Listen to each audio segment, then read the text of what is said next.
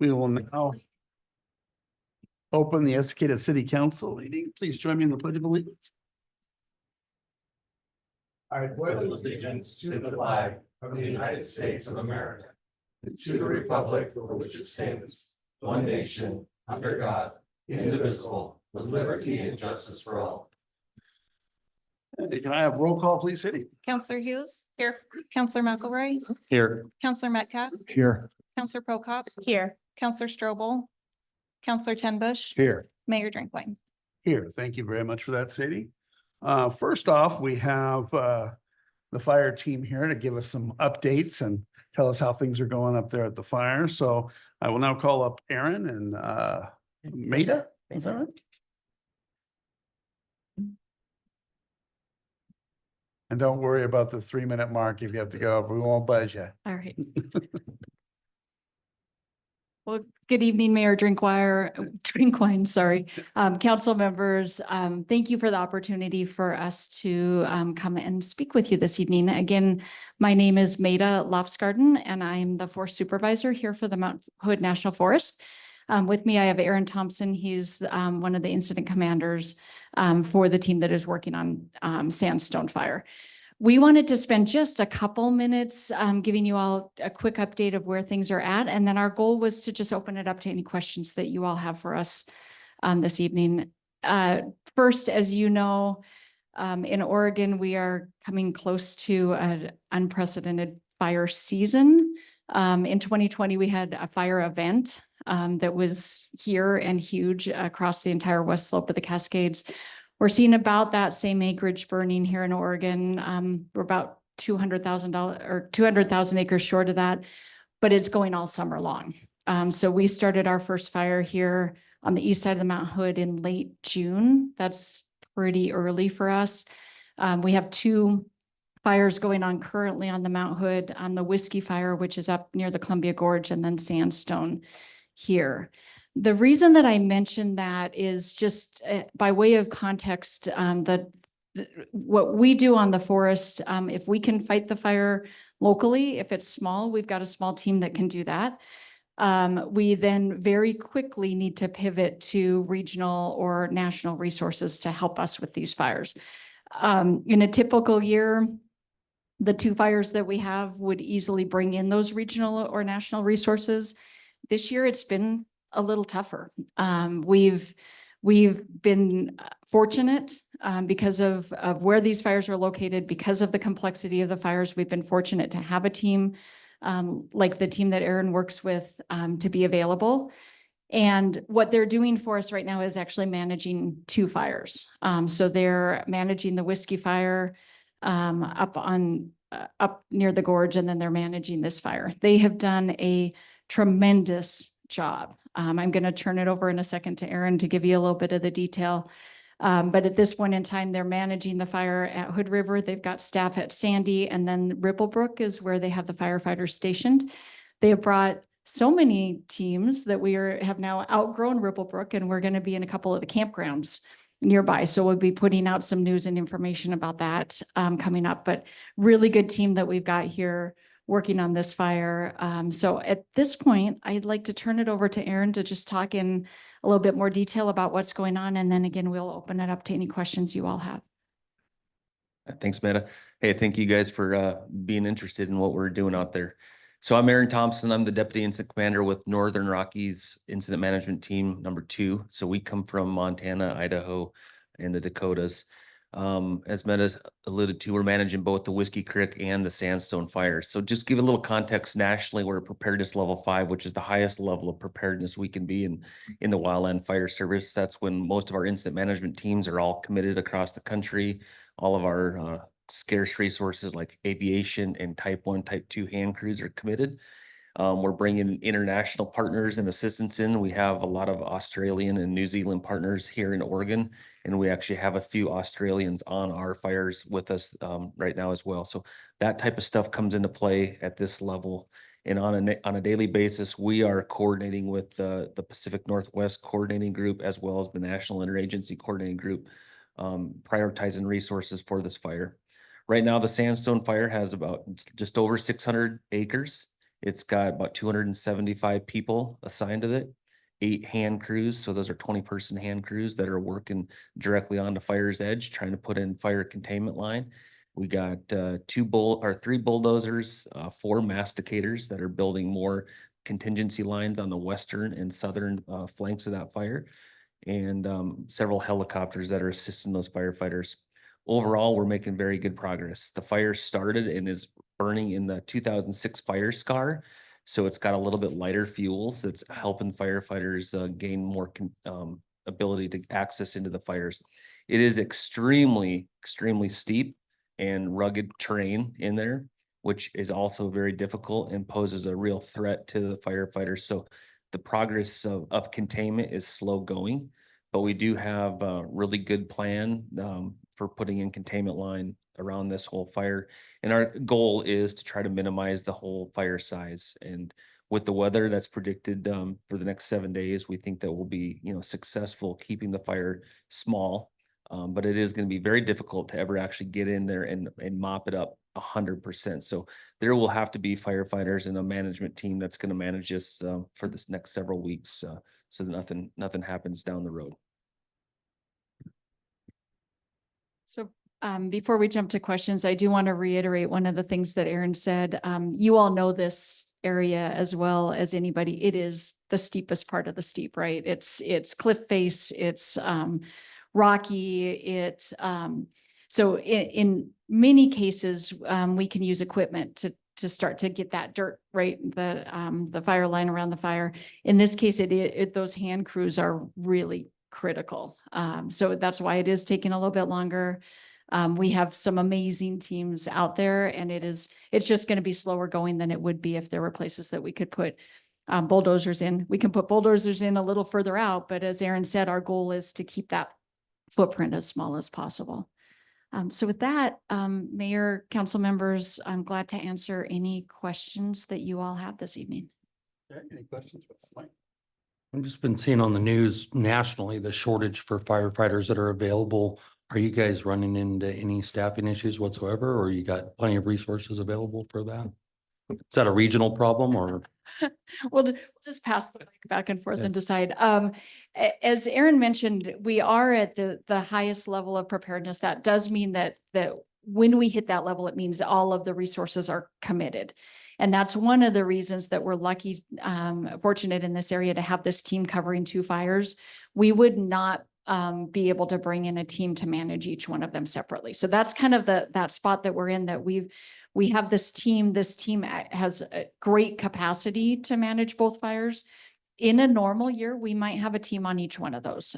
So that's a little bit of what we're seeing in terms of the specific resources. The region is definitely what we're seeing is the region is definitely prioritizing. So, for example, and this can play to our advantage a little bit. If we've got helicopters, all of our air resources are based at Dallasport, so up on the gorge. They're being used by multiple teams on multiple fires right now. So if you've heard, there's the Williams Mine fire that's going across on Mount Adams. Those aviation resources might be being used up there. And then if they free up, we can bring them down here. In the same vein, you guys heard about the South End fire down by Canby last week. This team helped provide aviation resources down to that fire. So it's right now what I really appreciate about all of these teams in our area is they are sharing to the greatest extent possible. And we've been pretty lucky with the weather that sharing has worked. Our goal, while we have the weather window, is to really get that line built around over this next 7 days while we've got the window, because we know that things are going to ramp back up again, right? We're way too early in the season still. And so we want to take advantage of the weather where we can. Is there anything we can do as a community to support the teams that are out there? Is there anything that resources or anything that the community members might be able to help with? I appreciate the question and thoughtfulness there. I would say in terms of resources, we're the system's working. We're getting the resources we need. But if you do see a firefighter out there, just tell them thank you. I think we'll go a long ways. And just you guys' appreciation for what they're doing out there is probably the best thing that we can do as a community for them. But one thing to kind of tag on to what Meta said about firefighter availability, one thing we are seeing nationally is a longer fire season, right? And so the Southwest, Arizona, New Mexico traditionally would be out of fire season now, and those firefighters would be freed up to come north to assist in the Pacific Northwest and Northern Rockies. But they're still in fire season down there. And so we have multiple geographic areas, multiple states that are still battling wildfires that traditionally wouldn't happen. And so our resources are limited and spread much greater than we saw 20 years ago. Thank you. Great. So how many members do you have? How many team members do you have that are fighting these two fires? So the incident management team that I'm part of, we came with 100 people.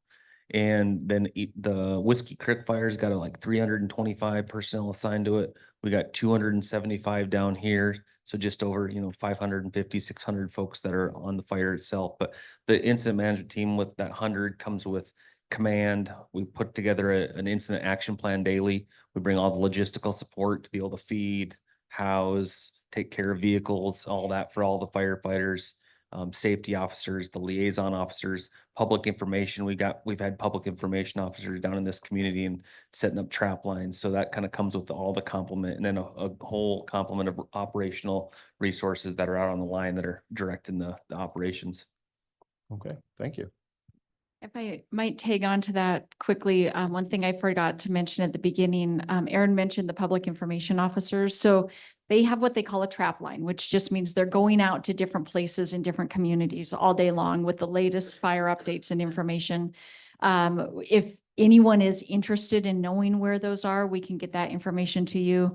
Also that they're putting up daily posts to Facebook. They have a video every morning that's really nice and brief, talks about both of the fires, but it gives an opportunity for anybody who has an interest to just first thing in the morning or anytime during the day, they can go check that video on Facebook. They can go out into the field if they're out and about. They can stop and talk to somebody who can give them the latest updates. So that's one of the things I really love about bringing these teams in is we just don't have the staff to do that on a daily basis, but they come in and they bring that information along. So if anybody's interested, we can connect up and get that sent out. Melanie, can we get that posted as often, the morning video posted as often as possible? So We could do a link to that, Yep. that Facebook page so people could get a hold of that. thank you. Be great. Like, More quick question, just a side thought. When I see the lack of resources as far as bodies to be able to get there and fight, do any of the National Guard or any of the states have a standing wildfire team that's able to be called up and used not just in their own state, but in neighboring states? Yeah, so that when we're talking about preparedness levels, that's part of our step up plan. So when we reach like preparedness level 4 and 5, and 5 is the highest, when the Oregon came to PL5, then the state government, so ODF's working with the governor's office to mobilize National Guard, and they can't really be mobilized until all the crews, the contract crews, are committed. So there's a process to get to the National Guard. Once the governor feels like we've mobilized all the National Guard that's available, then nationally, we can start mobilizing active duty military. And so we are in the process of doing that. I think it's Joint Base Lewis McChord. They're mobilizing like a half a battalion right now. And so we'll be sending firefighters there to train up those crews, and then we'll be deploying them to the out on these fires as well. And like I spoke to earlier, is we have these international agreements as well with Australia and New Zealand, and then Canada as well. But Canada is also at preparedness level 5. They got over 1,000 fires, 8 million acres on fire in Canada right now that are requiring all sorts of international assistance from Spain, Portugal, Mexico, a lot of other partners that we have historically used. So it's globally that we're sharing resources and communicating and coordinating on a daily basis. Thank you. any questions? Go ahead. All right, we want to thank you guys. I've been fortunate enough to be on the ground with you since the beginning, and you guys are doing a fabulous job. And I think everybody in here appreciates everything you do. And if there's anything we can do to help you in any way, feel free to reach out to the city of Estacada. We're there for you. Thank you very much. Thank you. Okay, next I have Jeannie Ayers.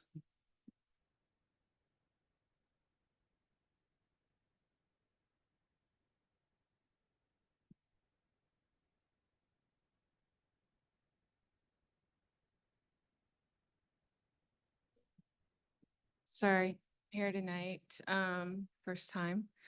I'm a member of the community. I'm gonna be homeless as of August 28th. They're auctioning off my property. And it's all due to a contractor and developer, Brett Grantham, of Greenworks LLC.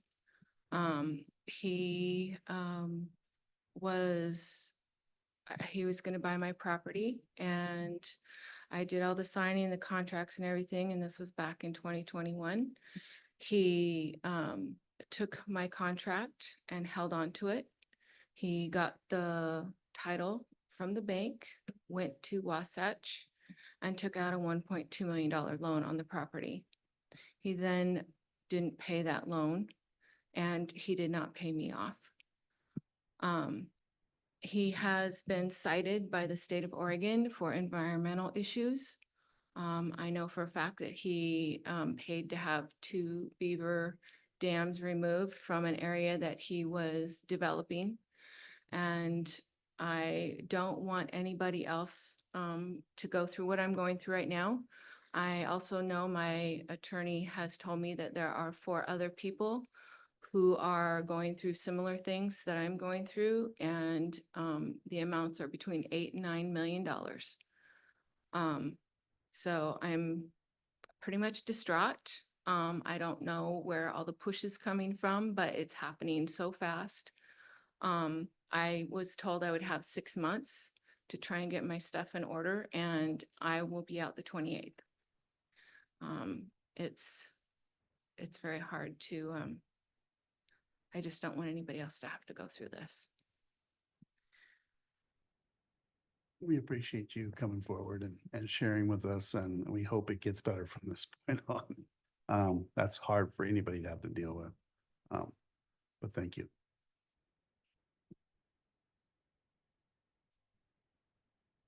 Okay, I don't have any more forms. Do I have any online? No? Okay, we are now. Oh, okay.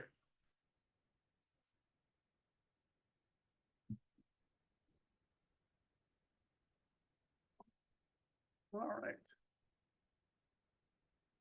Sherry Fox. Hello again. Hello. Sherry Fox, Chair of the DEC. Jerry's our liaison. I want to implore all of you that will be attending the Oktoberfest, the 4th Friday in September, wondering if one or a couple would be willing to participate in our pie eating contest. We had a little bit of issue last year. We are actually going to bring that to the stage. We think we had a problem logistically where we held it. That's why there weren't a lot of participants, but we spoke at our meeting last week and we're like, well, let's see what we can do to get council involved. So I'm What here. flavor are the pies? We do know that Harvest Market is going to be providing those again this year. Well, And guys, that along with the pumpkins. So we just wanted to have somebody's participation off the council if possible. Sean and I are diabetics, so Yeah. sounds like it's on the rest of you. You already ate too much pie. After size, quantity, and fastness, I'm going for these 2 right here.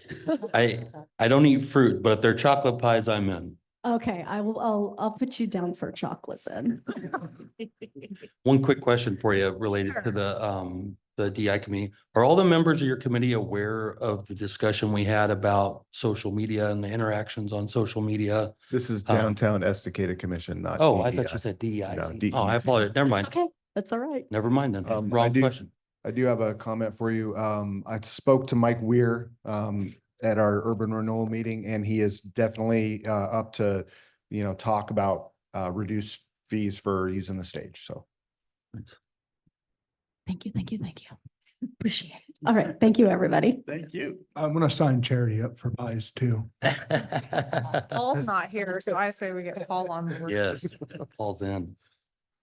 All right, any more online? Nope. Okay. We are now at the consent agenda. You've all had a chance to read over the consent agenda. Are there any questions? You want to move anything down? Everything's good? I move to approve the consent agenda. Okay, I have a motion on the floor. Do I have a second? Second. Have a first and second. All those in favor say aye. Aye.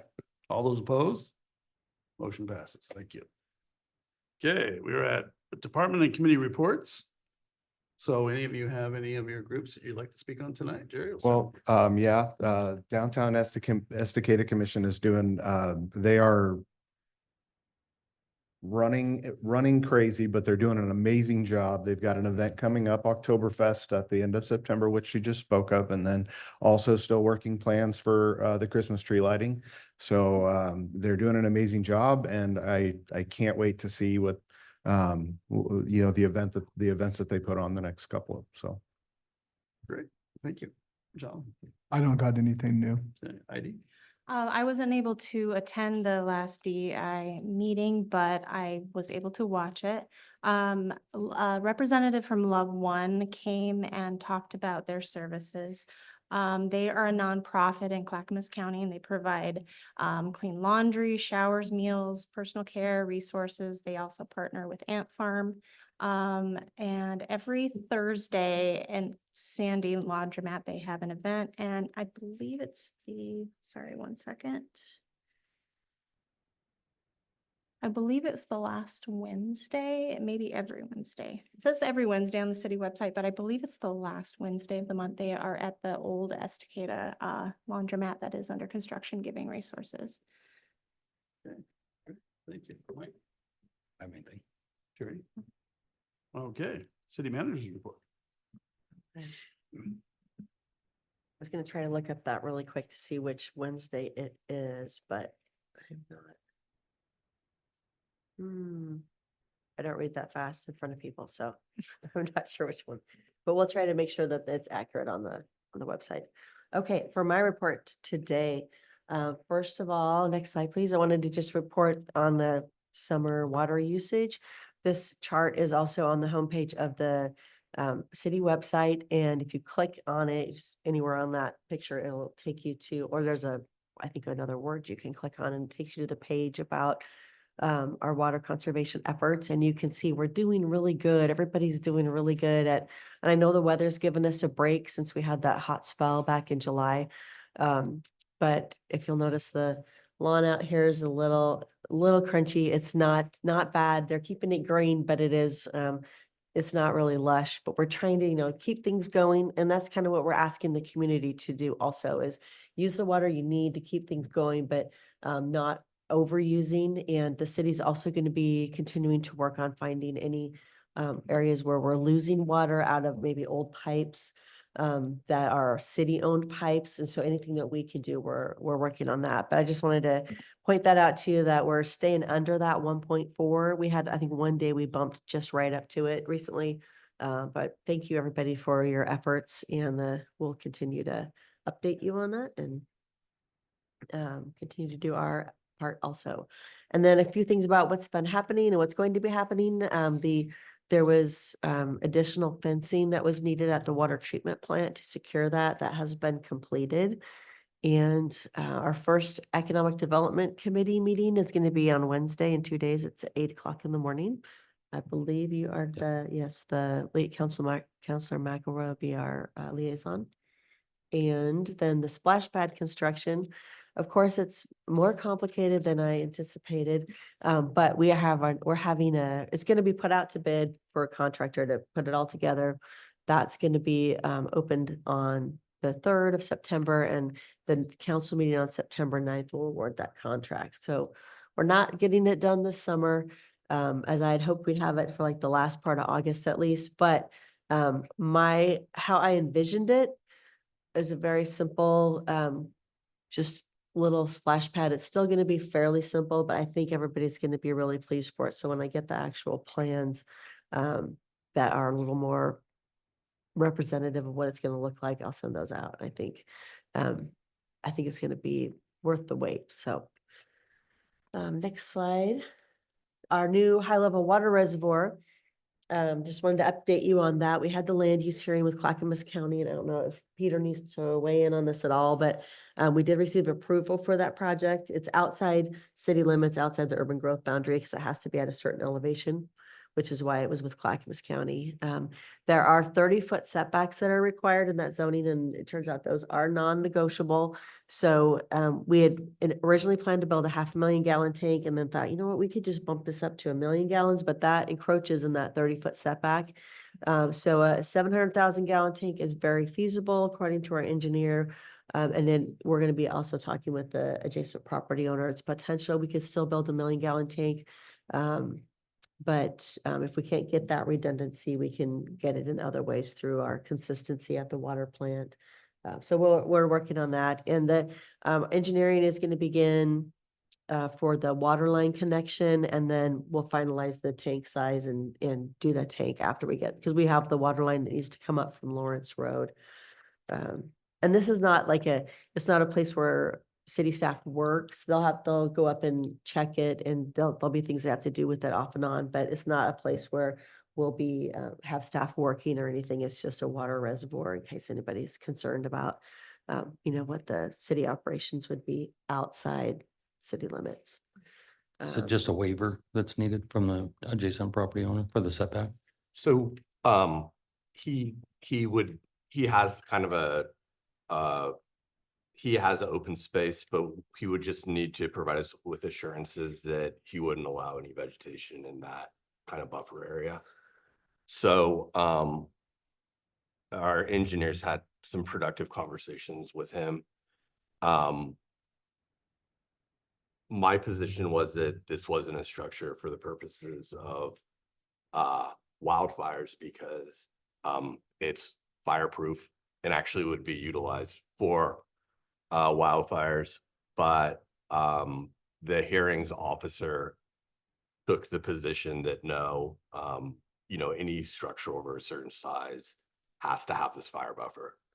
So ideally, we would have had the fire marshal, or rather the head of the fire service for the state weigh in, but they're really busy right now fighting fires. So, yeah, so it was a frustrating outcome from, if you look at things from a common sense. You don't want the water catching on fire. Yeah. Right, yeah, so the very tank that would be used for fire suppression in the event of a fire, yeah, we've got to maintain that 30-foot barrier on all sides of it, so. And there is our fences wouldn't need, like, we'd fence the area that we purchased, and very likely there'd be a farm road that runs along that would never have something planted there anyway. So we're fairly confident we can at least get to the 700,000 gallon tank size. But we'll see. So we'll keep you updated on that, but that is moving right along. And then next, Hillway extension. The contracts, I talked to Kurt and Ed at Kern McLeod today, and contracts from the contractor are supposedly in the mail. Kurt talked to the contractor last Thursday or Friday. He thought it was probably Thursday. And the contractor was asking where to send them, and so they should be on their way to Kern McLeod's office. The next step is, once we get those contracts, have a pre-construction meeting and sign the contracts and give them a notice to proceed. Every time we talk to DSL, they say the permits are almost ready. It turns out that it's ODF and W that is the hold up right now. And so here's what Jack, there's a guy named Jack from ESL, and he is has been working consistently to get these moving forward. They're still waiting on some information from ODF and W, but DSL is saying we're not going to hold this up anymore. We're going to go ahead and issue it, and then ODF and W, because they're out in the field right now, and it's hard. It's just bad timing, I guess, for them. But I figure it's kind of like taxes. Accountants know that you have a deadline of April 15th. And I think the people at DSL should know we have a deadline of July 15th to August 30th for this. But anyway, we're confident. They were saying the middle, but the timeline of release is approximately mid-August. So we are right there in the next couple of days. We are anticipating getting those permits. And then once we receive the permit, we can ask for an extension to the in-water work window. And as long as we don't have any torrential downpours or unseasonably wet fall, they'll extend it potentially to the end of October. I had asked if we could like work around that part, if we had to wait till next summer, and that's not really an option. So they're fully anticipating, and DSL is saying they're gonna get them to us in the next couple of days. And then but we won't be signing the contracts till we know that we have those permits. So that is where we are at. Is there any questions on that? Yes. What's the amount of time that it's in a excavation that won the contract, right? Was I'm it sorry, what was was it the- innate excavation that won the contract? Oh, yeah. What Nate, was the, no, are they planning that's phase one of what they're doing is they're gonna be Yes. attacking the Yep. IWW part. it'll portion take, of it? once we do get the permit, sign the contracts, it'll take a couple weeks for them to mobilize. And then they'll be out there, and that's the first thing that they'll be doing is it's really just a very small, if you're familiar with that area, it's that very small water runoff creek. That they'll do that first, and then they'll build the rest of it. What's the length of the time for that scope of work? I do not know what they had estimated on that. I can ask that though. I'll ask. And do we know what the turnaround time is for the extension application?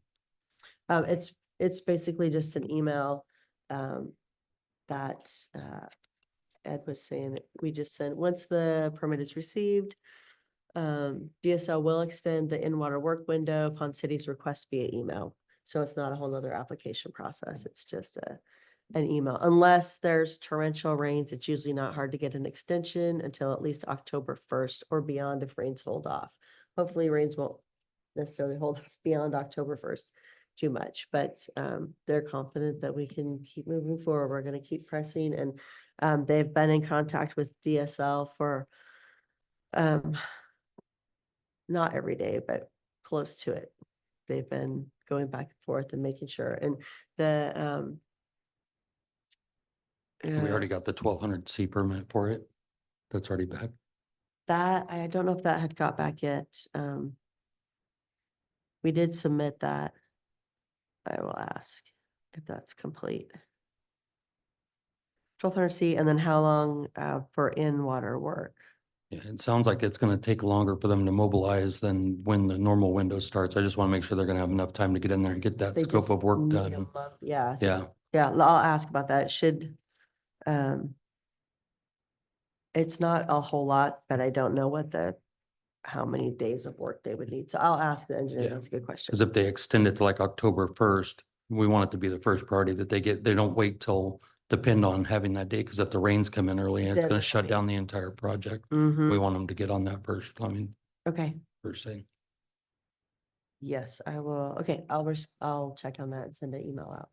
And I just had a question on the Yeah. splash pad. Yeah. I was curious, can they get started in the fall or early spring versus starting next summer? They can and getting start, Through another year. yes, it'll get started this fall. And so it should be ready to go. I keep saying that, but by the time we hit Memorial Day, because if the council approves the contract, it's the September 9th meeting, then they'll be able to start right after that, build it this fall and have it ready to go. Actually, whenever they get done, kids will be able to use it, for not with water, but it'll be like, it's just kind of like an inclusive play surface when it's done, doesn't have the water on.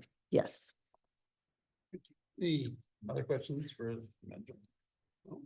Okay, and then last slide is the next meeting would be August 26th. We don't have anything urgent on the agenda at this time. So we may be able to take a little break and then not meet till September 9th. I'll keep you posted on that unless anybody, if you have or Mayor, if you really want to meet at the end of August, let me know and we'll have a meeting, but it's looking like we might be able to give you yeah. Yeah. Great.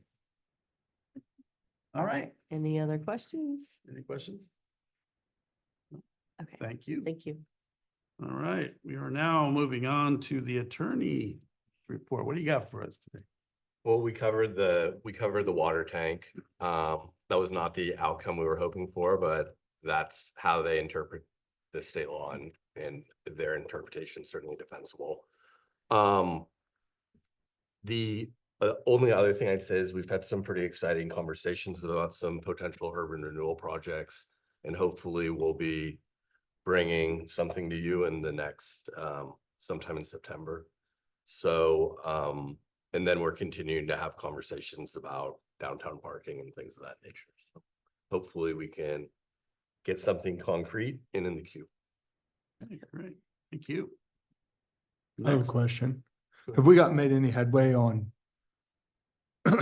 I'm just thinking about this in your report. One of the things we've discussed was the power situation with PG and natural gas and making contact or getting a contact to the liaison that would bring that service to us. As you know, PG came back with a higher rate hike than what they came and told our citizens.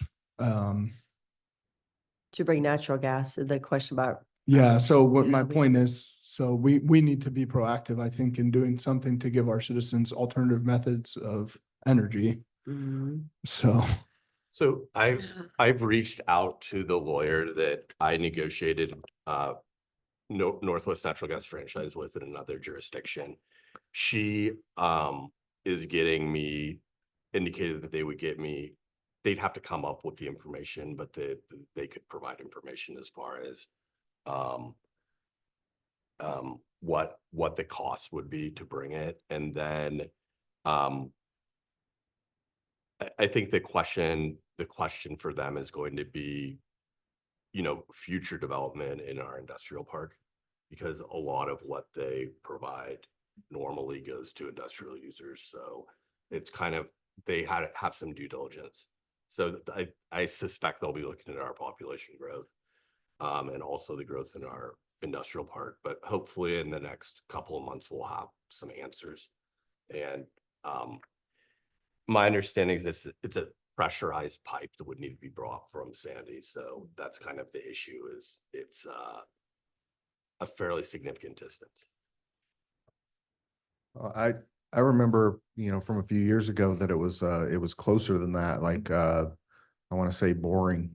I want to say it was all the way to Boring at that point. And that was a few years ago. So, 12 miles in boring and high pressure yeah. cap that we could feed into was the original discussion we had with natural gas, but you're right. so, I mean, just to be clear though, so can we put a plan in action to just make sure that we're staying on top of that? Like at least get them in the room, field whatever questions they have, get them information, and then lean heavier on the fact that we're the fastest growing city in the state for the last, coming up on 24 months or something like that. So I think it should rate some sort of priority. Maybe ask them, since they lost Milwaukee, if they're interested in, another 5,000 clients. okay, I hadn't heard about that, but yes, that we'll follow up on that and see if we can get somebody to come and talk with you, answer questions, and follow up with Peter's contact us. Thank you. So, yeah. Thank you. Any other question? No. All right, we'll now enter into council business. The first thing I have on the list is garbage franchise review update. So we had asked for information. One of the things that we asked for was proof of purchase for both the garbage truck as well as the yard debris bins, and we did receive proof that those purchases happened. We also asked for a lot of financial records, and we received financial records. The franchise, the control of the franchise was transferred to Mark. He and his lawyer have been really cooperative in trying to work with the city and trying to get us what we need. They did bring in, and please correct me if I say anything wrong, they did bring in an accounting firm to look at the finances. Sadie and I also spent quite a bit of time looking through these. They are making a supplemental franchise payment of approximately $21,000 as a result of that. I'm not going to say that we got complete financial data because I can't make that representation. I think that we're hopefully very clearly expressing what we need going forward. And you know, they've provided, they've been quite serious in dealing with this. So hopefully everything's going well. And they've been responsive when we had some calls for service that people were having trouble getting a hold of them. And so they provided us with some different emails and phone calls. And I think that they're trying to kind of sort through everything themselves and figure out exactly what was going on. And so we, as we get more information, we'll certainly provide it. We are also meeting to discuss the rollout of the yard debris program because both companies are ready to begin that. So that'll be coming up soon. Good, Mhm. good. Any questions on the garbage charges, Mike? A few questions. Is it quarterly that we get those, receive those financial statements and for validation and the payments, or is it annually? It's every 2 months. It's quarterly. Quarterly? Do they have the policies and procedures in place to be able to provide us with the proper financial documents the next quarter that comes up? As well as be able to produce like a P&L sheet that out of a QuickBooks or another company, something other than a Word document? Are you? Why don't you step up to the mic right here and we'll ask you real quick. Put that on record. Let me do that. Yeah. Go ahead. Yeah. Hi. Hey. So we are working very closely with Mark Brown from Brown and Bacondi CPA. He has reconstructed our QuickBooks data from 2019 through 2023 currently. I have all of that data. We engaged him to perform P&Ls to submit to the city. We have the 2023. I am going to ask him, I wanted to find out if you would like 2019 through 2022 P&Ls from Brown and Bacondi, because we can make that happen probably within this week. One question I do have is what the status of the franchise fees are for this year. Because when we received the P&L, we immediately did numbers and discovered that the franchise fee for 2023 had been short paid. So we self-imposed a 10% penalty because we did not know what that time period looked like until we dig a little further. We are confident in Brown and Bacondi's numbers. We are confident in their abilities. And I now have the 2024 bank statements for the company for January through June to take to them tomorrow. Tomorrow I'm picking up the 2023, or I hope it's finished and completed for the 2023 corporate tax return. So all corporate tax returns are complete. So any data you would like to look at or any books you'd like to look at, we are confident we can stand behind those. Is the CPA coming in just to triage the current situation, or are they staying on staff No, to be they able are to, moving forward, you're going to have a CPA on staff? We actually went and met with Brown and Bacondi Pardon? prior to Judy's death to Okay. prepare tax returns for Mark, Judy, and the company. We engaged Mark Brown's firm in April of last year. We went and met with him actually on the 13th to discuss all of this. Mark signed an engagement letter with him in August of last year to perform this work for the company because we knew that this needed to be done. So no, he will be staying on long-term as our CPA, in addition to doing accounting for us as we need. Any forensic accounting that we need to have done, he will be working on as well. Deal. Great. Any other questions there? Everybody okay with that? Judy? What's the ETA for the rollout of the yard debris and? We're Is there meeting one? tomorrow to discuss that. So I Okay. think, I don't have a date, but The carts are sitting in the yard since last Wednesday. Well, they arrived last Wednesday in 2 truckloads. And in 2 hours, they had them flooded and ready to roll. So we Awesome. just, I we're got a ready. couple piles. A lot of, there's a lot of carts. We also, last Wednesday, put a $10,000 deposit down on 2 brand new 20-yard trucks, and ordered them from Freightliner, from Premier Auto Group. because that was the last day the diesel trucks were being produced, any orders made. So we anticipate those to roll into probably June of next year. We've hired a third CDL driver to perform the third route that we're now doing. We are in final communications with the fourth CDL driver. So we have 4 drivers to perform 3 routes. And we're excited about the yard debris rollout. So we're working hard. Well, thank you for clarification on these things, and we look forward to a long relationship, and we'll get started. So Thanks. excitement starts. We are excited too. We anticipate throwing a appreciation party for everybody because there's been a lot of growing pains and the transition's been very hard. One of the things that we want to re-implicate is the old actual billing system, which had your 3-digit alphabet and your 4-digit number. That was an easy number that people could remember. We are having the billing service recreate things so that you can go online and see, gosh, your invoice and a payment history like a real company. What a concept. We've also removed any credit card and debit card payment fees that are incurred. The company is now absorbing those costs.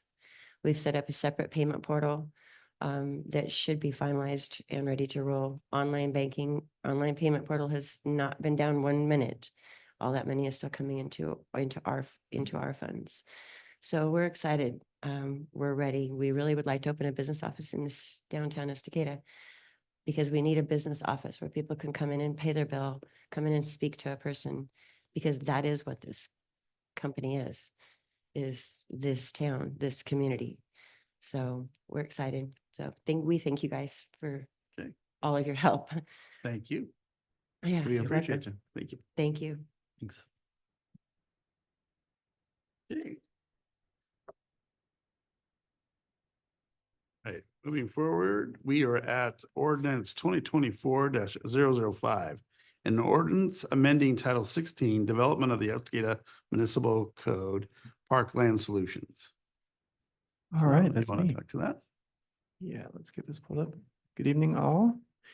So tonight I'm going to present the Planning Commission's recommendation for ordinance 2024-005, what we're calling Parkland Solutions Phase 1.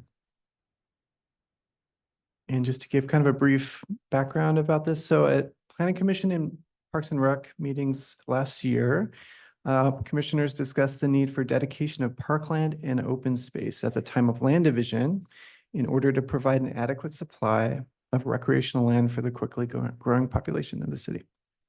And so just a refresher of the meetings this year, at Joint Workshop 1 with City Council, Planning Commission, and Parks and Rec Commission, they identified the committee's project and public involvement goals and decided to move ahead with a phased approach. At the City Council and briefing in June, which you will probably remember, staff answered questions from from counselors and gathered feedback. And at the Planning Commission meeting last month, it was a unanimous vote recommending approval of this ordinance. And staff has made a few minor changes to the draft amendments since that hearing, and I'll go over those shortly. And so just a refresher on the phases. So phase 1, which we're in right now, is the quick interim code update to require dedication of park space or fees in lieu thereof in all new subdivisions and plan developments. And phase 2 is a more thorough community vetted update to the development code, to the parks master plan, which is now 6 years old, and to parks SDCs. And yes, we are in phase 1. Let's see. So project timeline. As you can see, today's the city council meeting down there in the bottom. It's kind of small, but so this isn't the adoption hearing.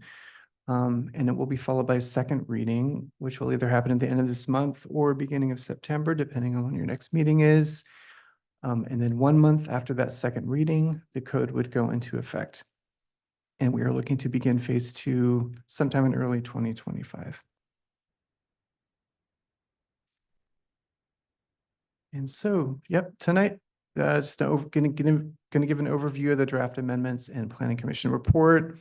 I'll take any questions you might have.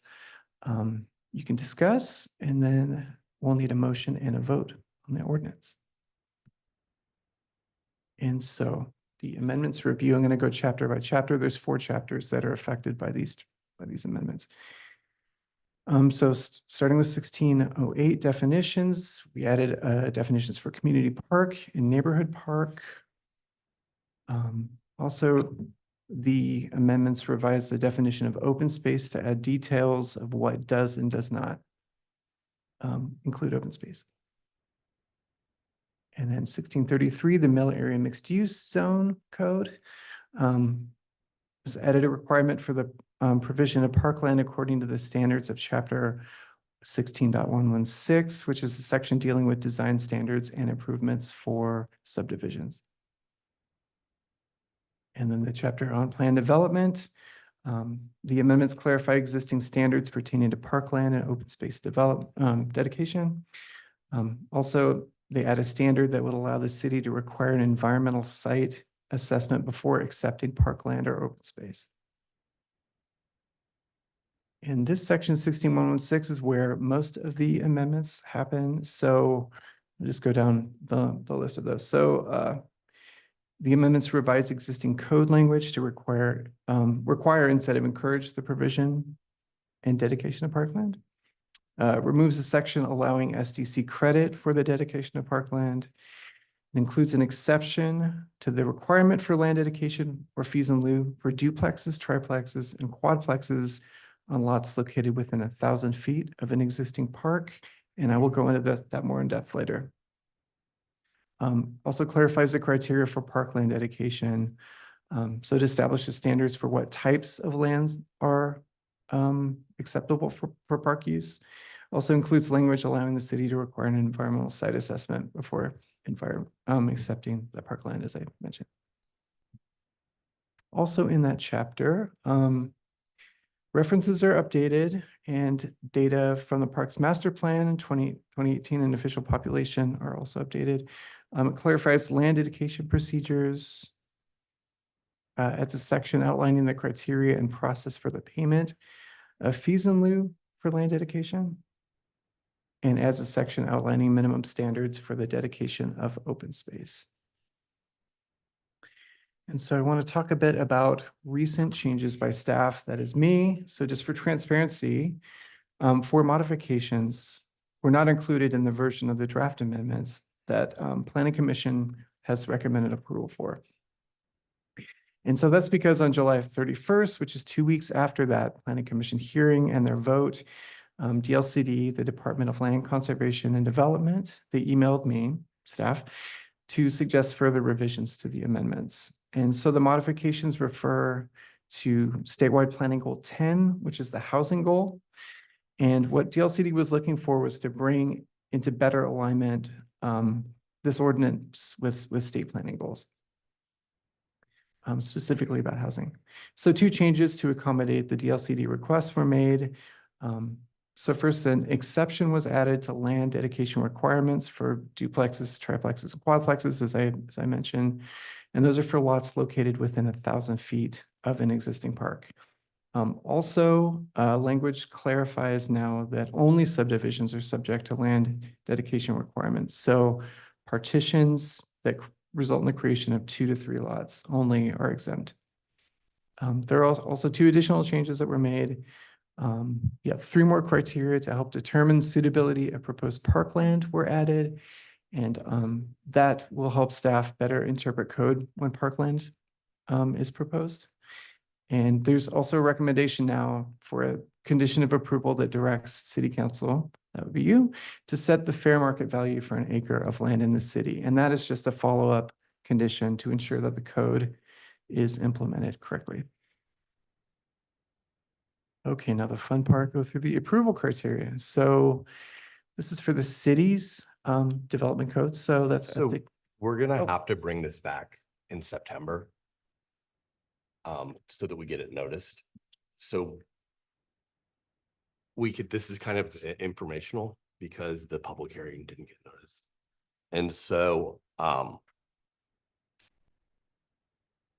I think it makes sense that, you know, that the public's informed, but I just want the public to know that they're going to have 2 more opportunities to comment on this. And Sadie has a comment on this.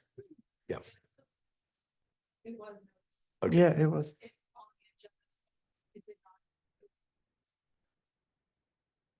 Okay, So that's our concern is that right. Okay, yeah, sorry, I misspoke. So, we're probably fine, but just out of an abundance of caution, I think it would make sense. Because if people are, you know, for people, if they're looking at the hearing section versus the agenda as a whole, we want to make sure that they know that this is an opportunity for them to come and publicly participate in the process. Yeah, I agree totally. We don't want to get caught up in anything, you know, that may not be informative. So let's make sure that we do that. So go ahead and continue on with informational, and then we'll come back to actually vote on this later. Is that how we're going to play it? All right, okay. So yeah, go back through or we'll start going through the approval criteria. So I'll start with our municipal code. So section 16.128 outlines requirements for amending the development code, which is what this ordinance would do. So amendments must be initiated by the planning commission or council, and they were initiated by planning commission, so that is met. They must be reviewed first by planning commission and then adopted by the city council. They were reviewed and a recommendation was made by planning commission. This was supposed to be the adoption hearing, but it sounds like we're going to bring this back. So, so yes, this is met as far as it can be at this point. And then city council and planning commission must make written findings justifying their recommendation and decision. Planning commission has made those findings and council will at which time it's appropriate.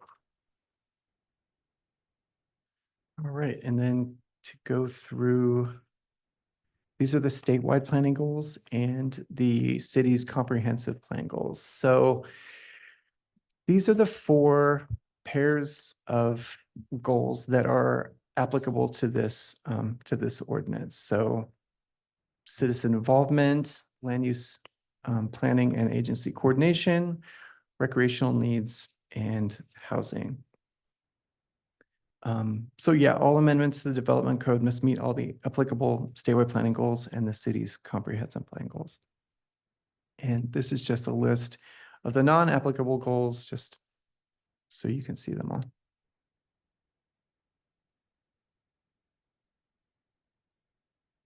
And then of the 4 applicable goal pairs, the first 2 are procedural and have been met.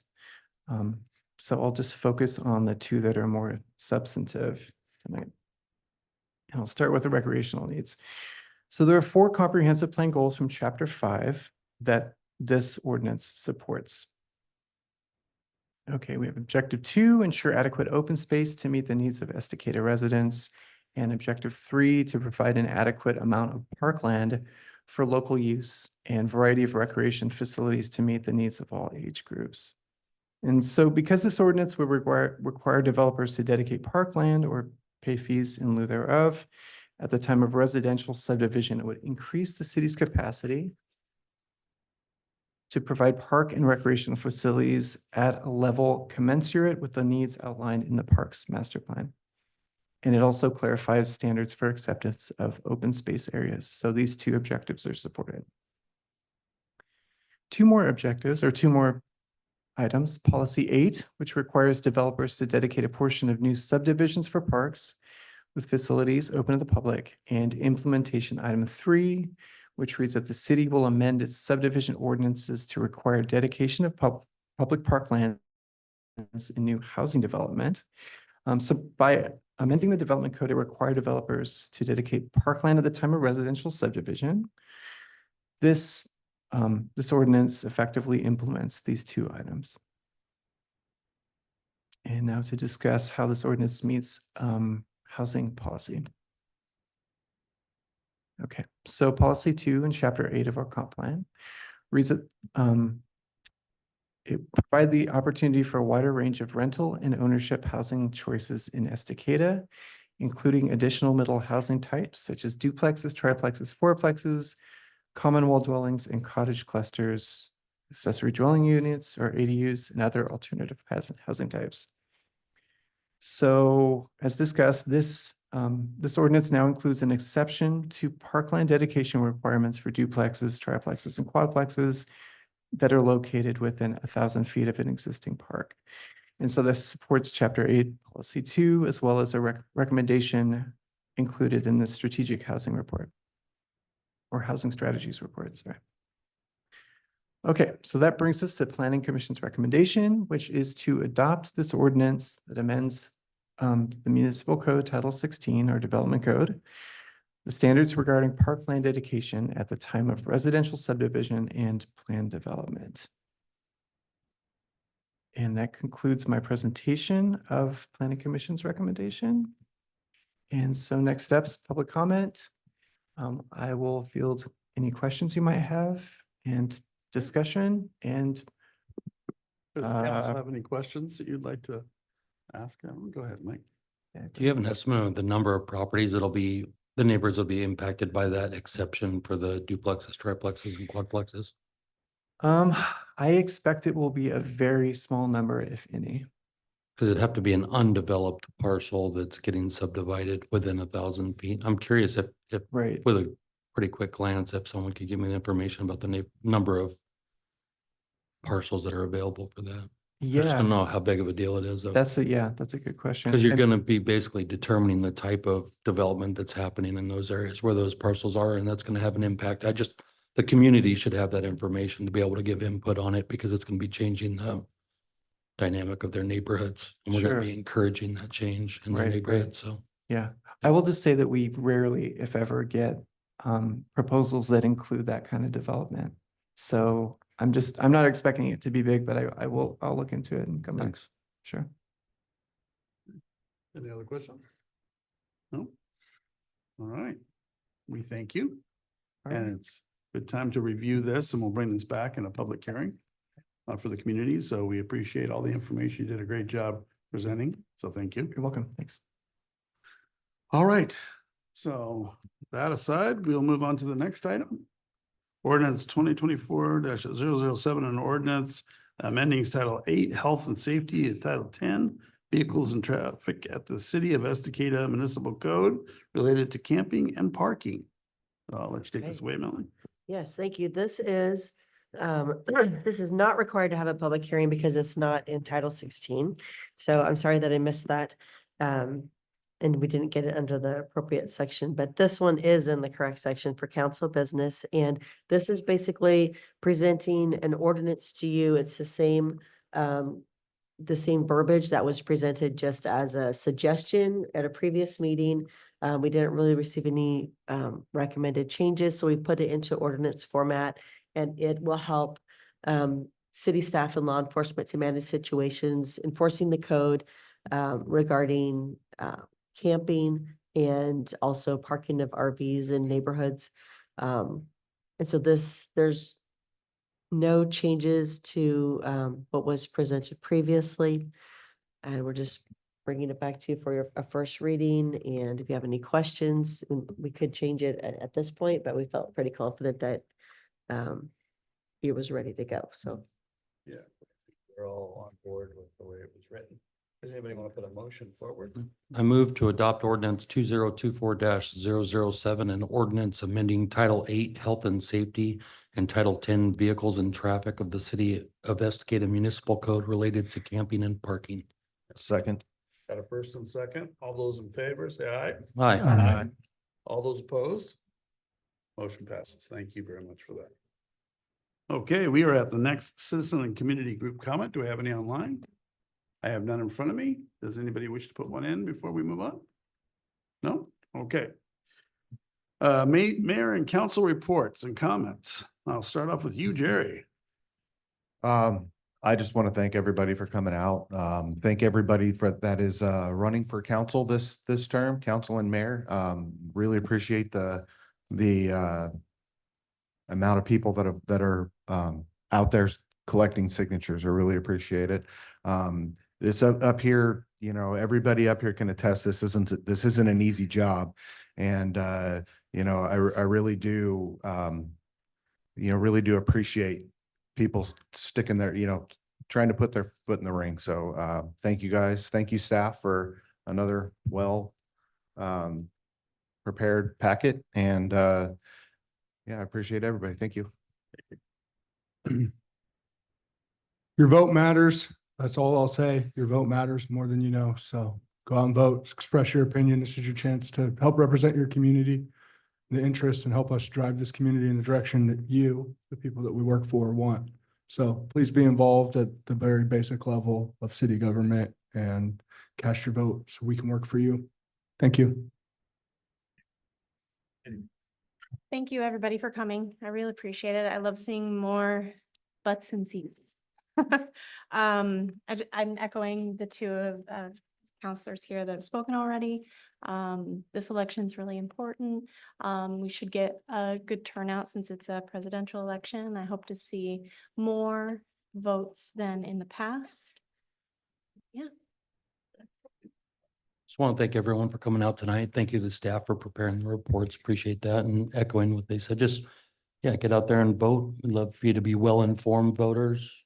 Get a chance to meet the candidates, find out what they're about, and make sure that when you cast your vote, you know who you're casting it for.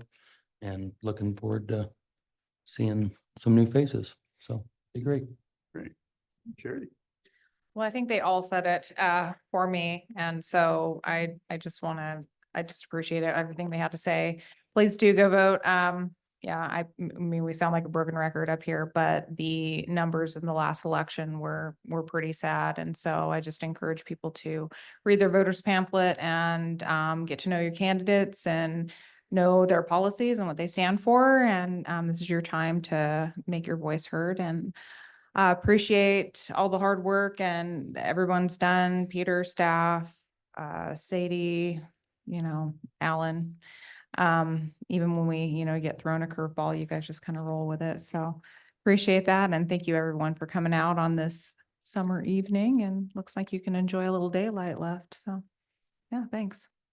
Great. Thank you, all of you. You were all on the same note, which we all think is very important. I can assure you it is. Our country is suffering. For the first time since I've been alive, I've looked around and I've seen amazing things happening that are just, I would never expect to see.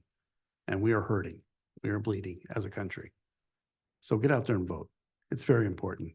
Whatever way you vote, do something, because this matters more than you know. And I just urge you to get out there. I do. With that said, have a great evening. And thank you very much for coming tonight.